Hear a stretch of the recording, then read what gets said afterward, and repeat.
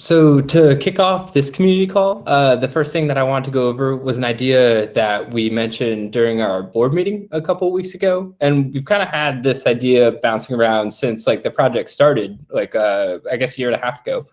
But it's had a couple of different names. And what I'd like to do is sort of pitch the idea to you guys. And then we have a couple of different designs on what it might look like. And then just to sort of hear your overall thoughts, I think before we show you the designs, overall thoughts, and then get into what it could actually look like within ResearchHub. So the idea here, and we've had a couple of people express feedback kind of requesting this feature, but it's like a hypothesis evidence graph.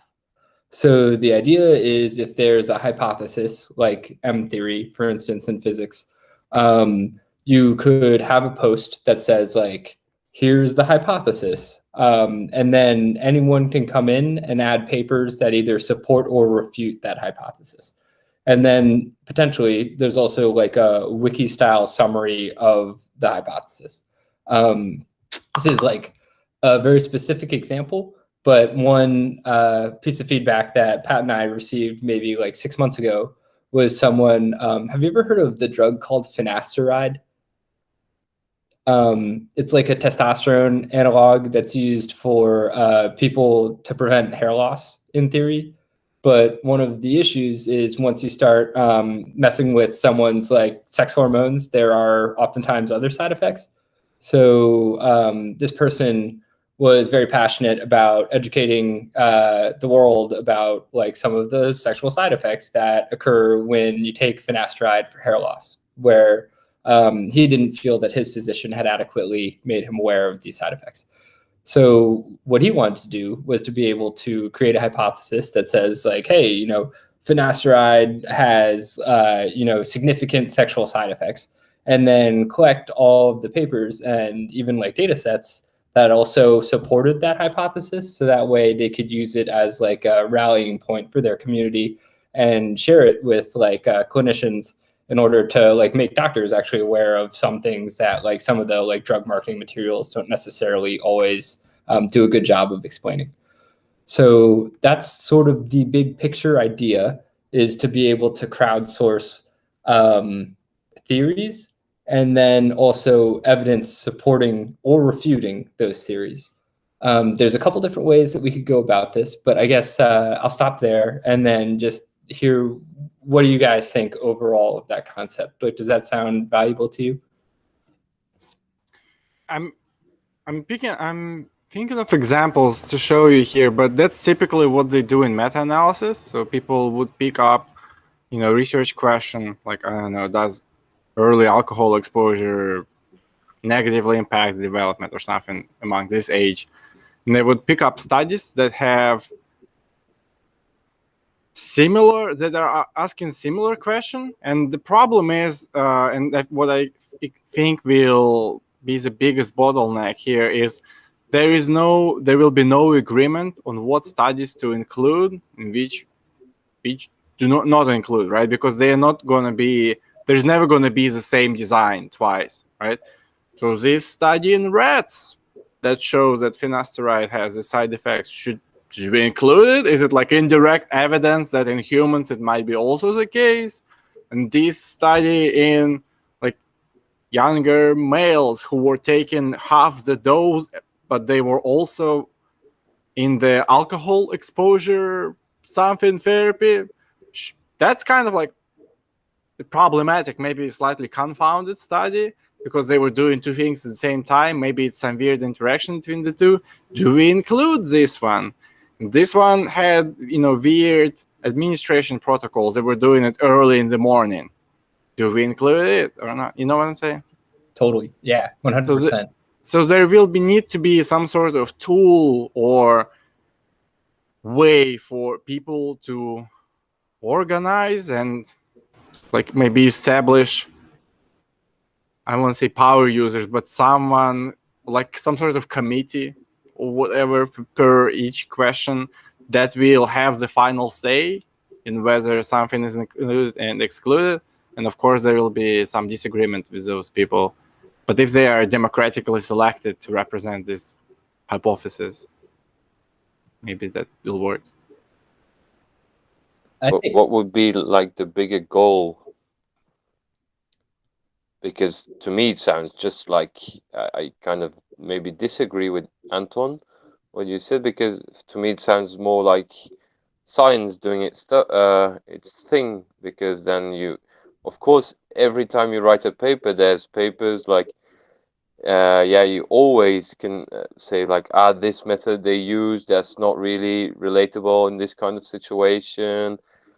But I mean, yeah, if you have an hypothesis and you have people thinking about it, posting articles, and maybe you do get kind of if there's enough people involved, you maybe get a consensus.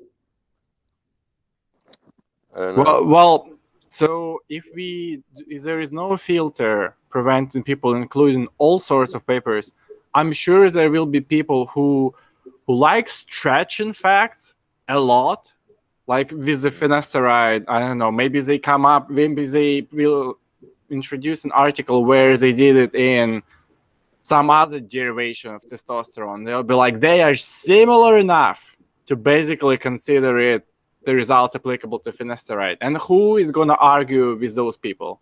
They're just going to, if it's open access, right, everyone can put more stuff in. They're just going to clutter the entire thing with irrelevant articles, and it's just going to be garbage. You know, if you're looking at it and there's like irrelevant stuff all over the place, how are you supposed to use it? So we've talked about this a little bit, and just to distill, I think both of your comments, it sounds like the idea itself is valuable, and the implementation, like we'd have to be delicate with like how we actually build it out in order to ensure that like productive collaboration comes out of it. Nami, do you have any thoughts? Yeah, that implementation is the one I'm thinking. Like, so the first, like, I'm thinking like version one, type kind of structure here is like, there's a claim, there's like yes articles, like supporting articles here, no articles here, no weighting, right? Like we are talking about weighting, which like if evidence is more sure or not. That's gonna come up later. Now, do we want that structure, kind of grainy things right now, or do we just want kind of like list of articles that are supporting or refuting this claim? And I don't know, actually, answer to that. I mean, the first step sounds interesting to me also, but I acknowledge that there are issues associated with that as well. So maybe it makes sense to dive into the designs too, because I think that might give a little bit more insight onto how we're thinking about how this might work. Pat, you want to drive the screen? I think you might be on mute. Okay, yeah, I'm gonna do that right now.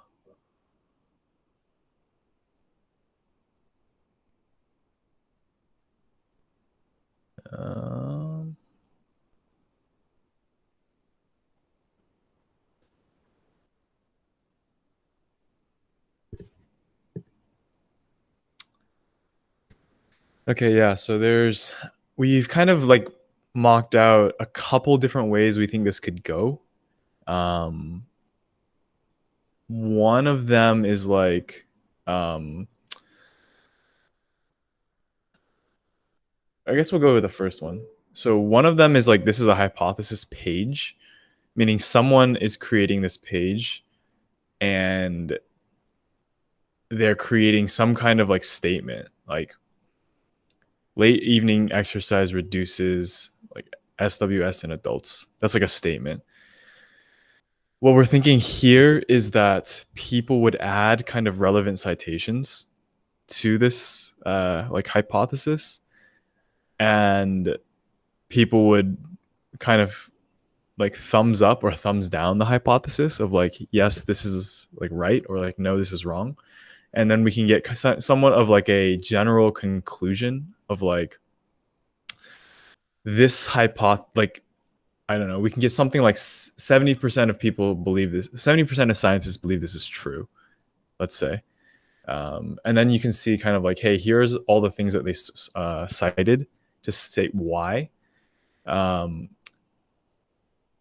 then kind of like having a summary of results where people can kind of contribute to almost like a Wikipedia like summary of like, here's the breakdown of like this theory and like why this is true.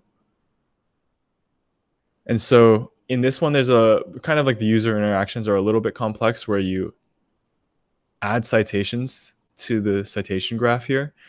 And then you can also add kind of comments and statements into like a summary here, like a Wikipedia style summary. Like anybody can edit this thing. And so this is one kind of approach to it. Another approach is instead of kind of having the Wikipedia summary, all the other kind of interactions would be roughly the same, where you add anybody can add a new citation, but then like either an more in-depth explanation, people can kind of make these as almost as comments.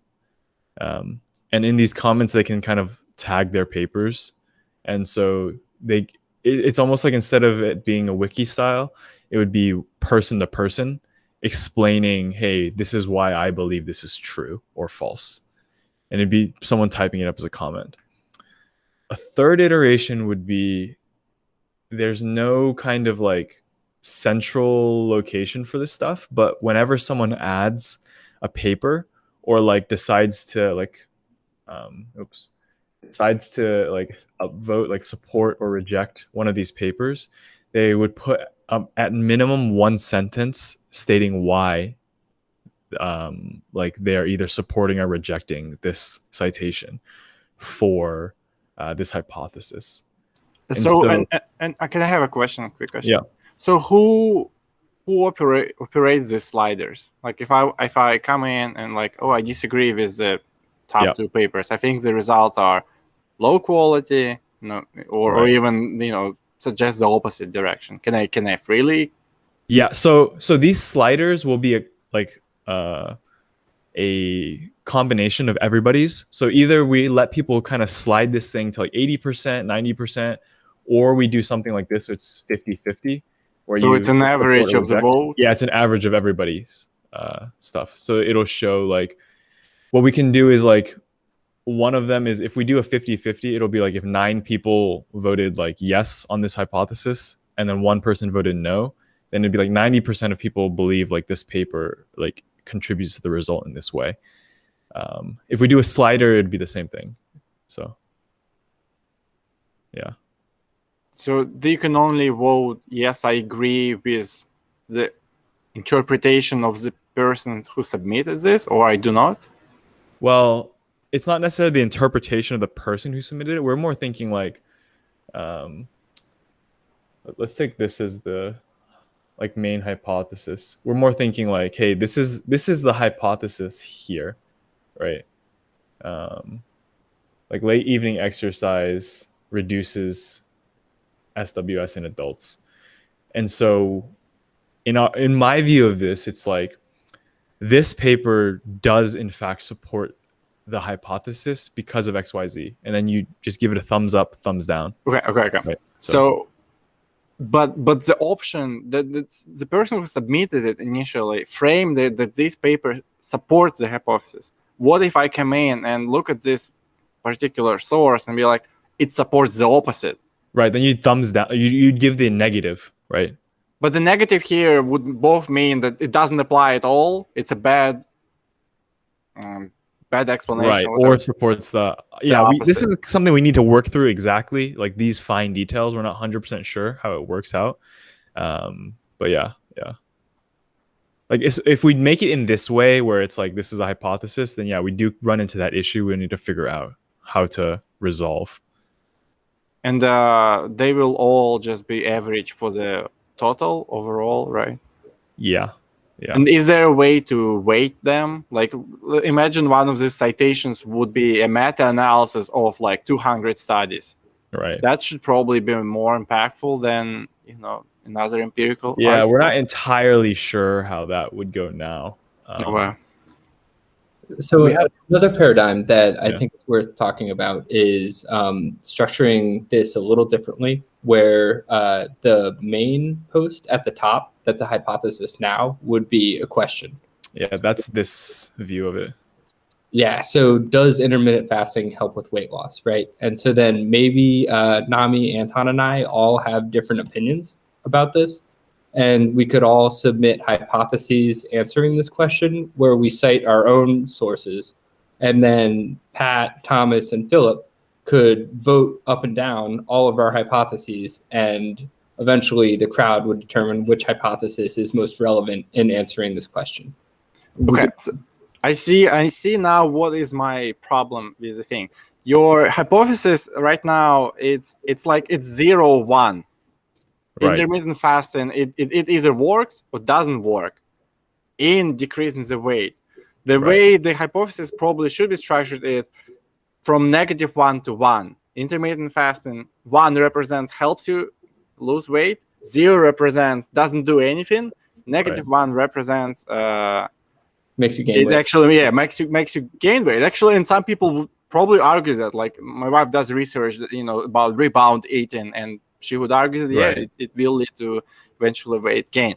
So maybe, like, think about it this way: there is no hypothesis that is yes or no. It's like you should think in like the true parameter in the ideal world. Like, what is it? It's from -1 to 1, basically, right? Mm-hmm. So finasteride, it doesn't either like lead to side effects or doesn't lead to, like, it has this spectrum from, like, positive consequences, no consequences, negative consequences.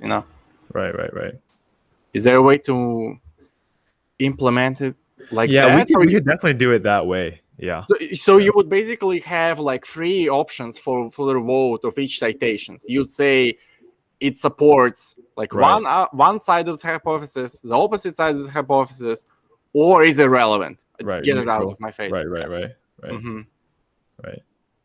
Okay, so I guess in your mind, Anton, then, like, posing it as a question versus making a statement, does it matter to you? Can you give me an example of how it would look like? So let's say the question is like, does intermittent fasting help with weight loss? That's the question that's posed, and then people make hypotheses on it. Alternatively, we could say like intermittent fasting helps with weight loss. Yeah, I think so. This is how the studies are structured, right? So it's not you're saying the research question. It's not a hypothesis. The hypothesis is a statement, right? So right. Your hypothesis here would be intermittent fasting leads to more weight loss. Right, exactly. That's a hypothesis versus a question. Right. What do you think is better to prompt in the top section? Oh, you mean, so the real statement would be it leads to, but like the snippet or the minimized version would be. Okay, so I guess what we mean by this is, like, let's say you're on like ResearchHub in the feed, right? When you're searching for information on weight loss and intermittent fasting, let's say, what would you rather see? Would you guys rather see a question saying like, does intermittent fasting help with weight loss, or would you rather see intermittent fasting leads to a decrease in weight loss? Or does it not matter? Well, on the inside, it will ultimately be the statement, right? So because people will be, supplementing it with research, and the research is structured that way. So I'm guessing if you will have to have both the question and the statement, becomes confusing, maybe. Yeah, so like if I'm So I'm like, if I'm scrolling for ResearchHub and I'm like, intermittent fasting decreases weight or leads to weight decrease, and then if I see it's like bright green, it means it like has been this state or like this claim. This is like FDA approved claim, This has been verified by the community. Right. If it's like bright green, or I mean bright red. Bright red maybe has actually been disproved or rejected by the community. Yeah, it's like, so it's either, now that gets confusing. Yeah, so it's like the opposite. And if it's gray, then it's inconclusive. Right, inconclusive. Another thing that I want to kind of get at here is also like, when we're thinking about adding kind of like a summary of results, like basically distilling kind of like all the relevant papers into something, what do you guys feel is easier for you to add like content? Would it be in a wiki style? Would it be in a comment? Or would it be just like a short statement on each single paper?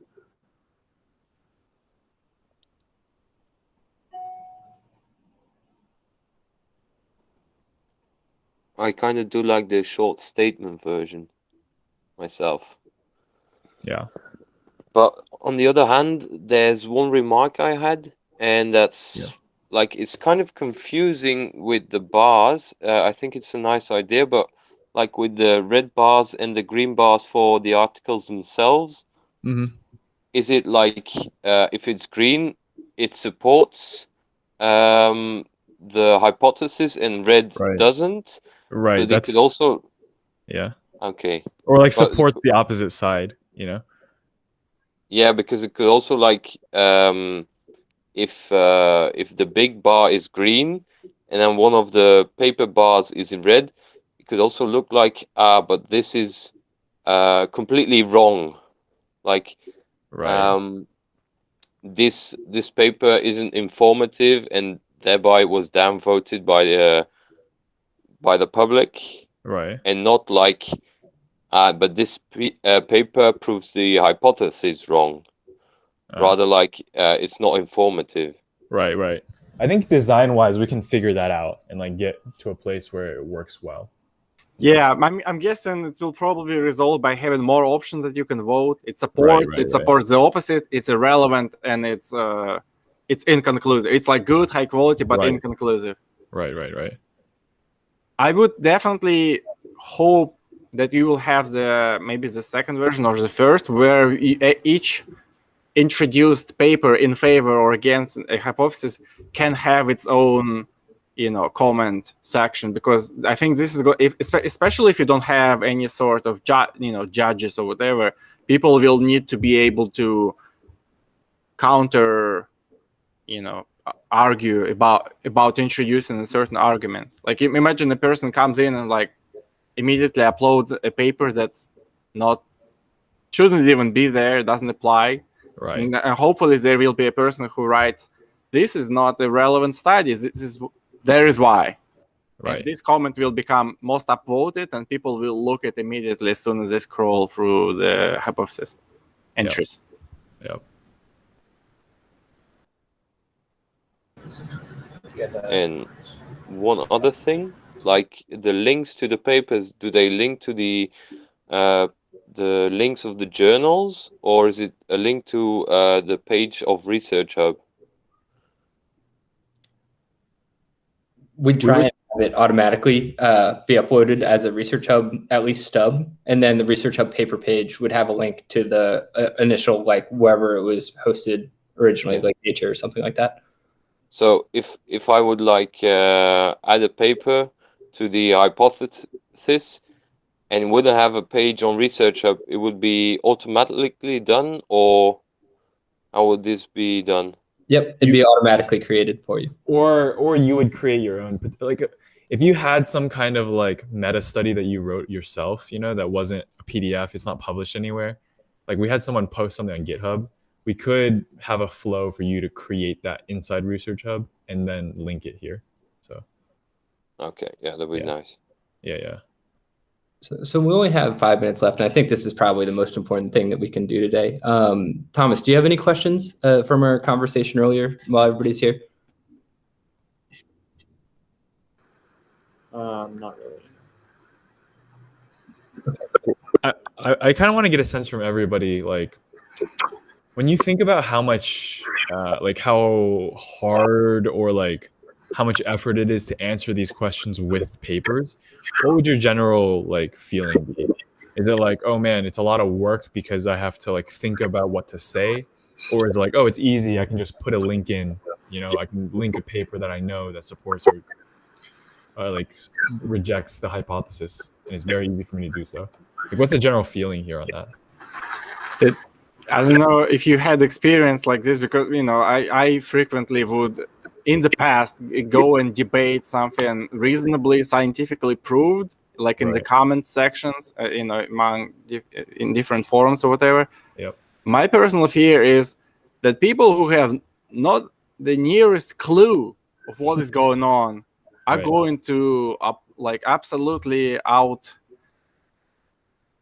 outman in numbers the people who are willing to write careful and weighted comments and upload relevant papers, and it's going to be really hard to fight them because it takes them 2 clicks what takes you like a bunch of text to explain your opinion why it shouldn't be there.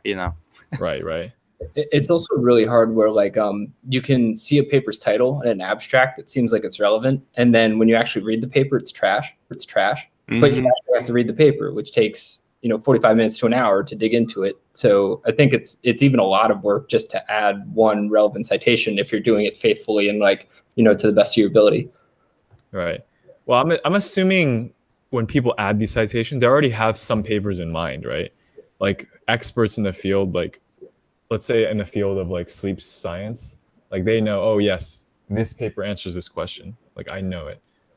If we limited it to experts, I think that could work. If people are like already familiar with stuff in their field, then yeah. But I mean, I think even for experts, the experts will probably take their time to explain why they think it's relevant, right? Because there is going to be rarely an article that directly answers a question, right? It's always going to be, this has been done in cats or in infants or whatever. Right.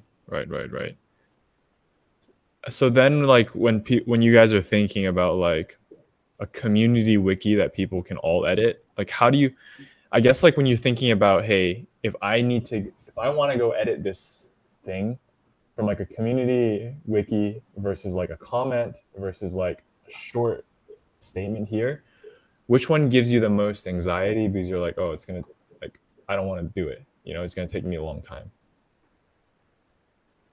And the communal wiki, anyone can edit. Yeah, anybody can edit this thing. So you can, I guess the community wiki gives me the most anxiety, but not because of the amount of work, but because other people can like delete and edit stuff I wrote. Yeah.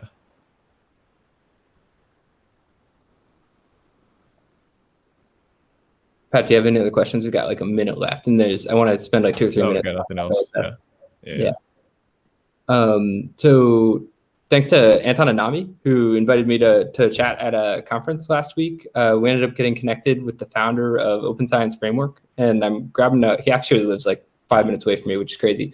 But I'm grabbing a coffee with him on Friday. So he wants to collaborate with us in some way. So I wanted to be able to like pitch ideas to him during that coffee meeting. So if you guys have any thoughts on things that we could do together, I would love to hear him, just to be able to have like 5 or 6 ideas on deck to be able to throw at him if he's interested.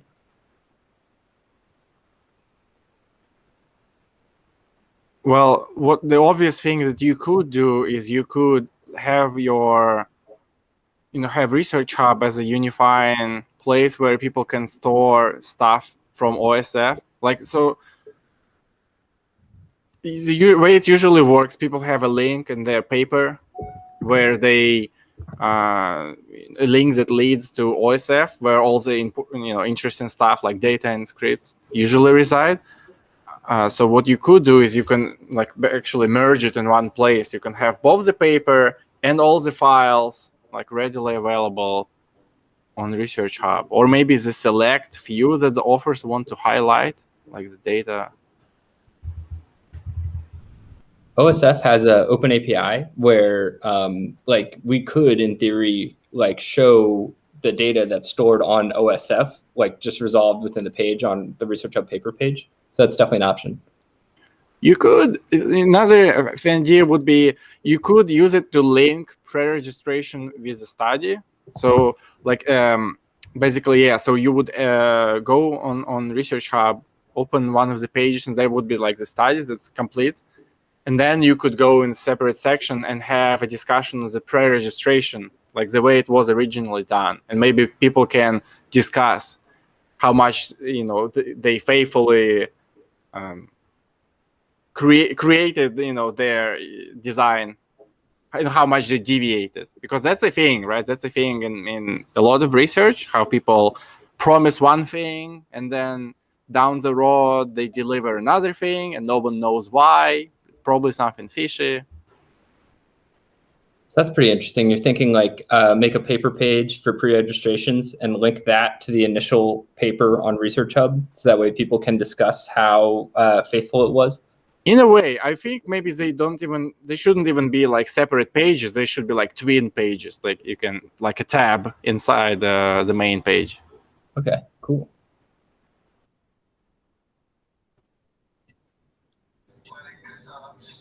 Yeah, just look, like, why is to think about incentivizing those behaviors like registration and following through the registration is the second one.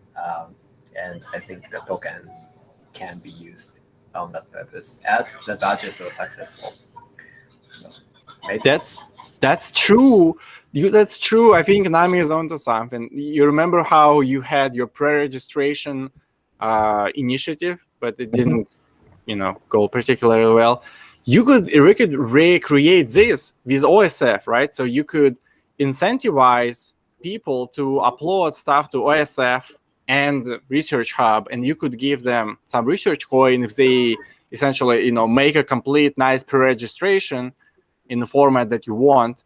And maybe you could follow up with this idea of like the lab notebook. Remember, so essentially you can make people initiate the process on OSF because that's where they typically do it already. Yeah.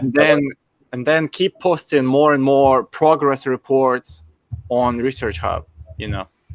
That's a genius idea, because most of the people, I would assume, who are doing pre-registrations on OSF probably share preprints as well. Mm-hmm. Yep. So it would even make sense, like you share the pre-registration on OSF, you don't even know about ResearchHub, then you get some research coin. Once it's ready, to have some kind of manuscript come out of it, you post that on OSF too, it goes to ResearchHub, you get more coins, and then there can be peer review on ResearchHub of that manuscript. Yeah, you could be like when they upload stuff to OSF gives you this like option menu, like click if you want to like automatically enroll in this thing called ResearchHub.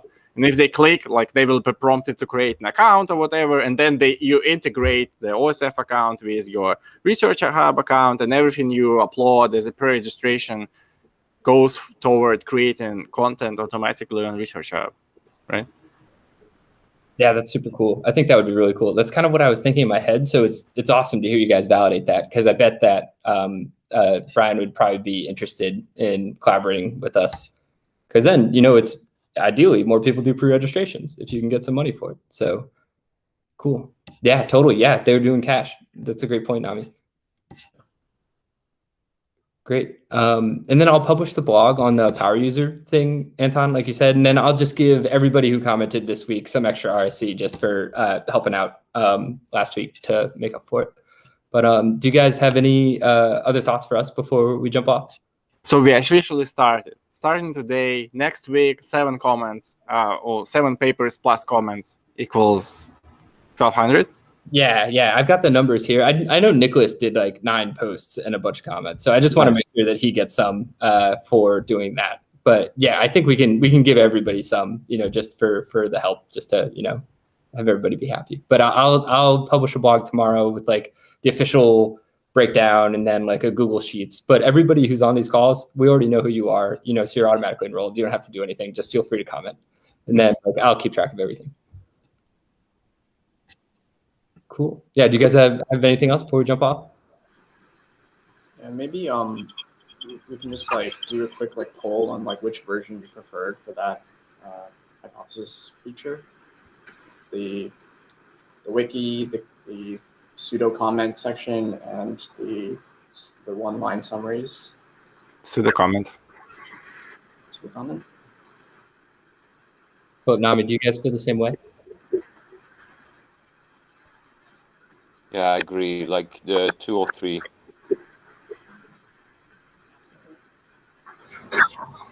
I don't know.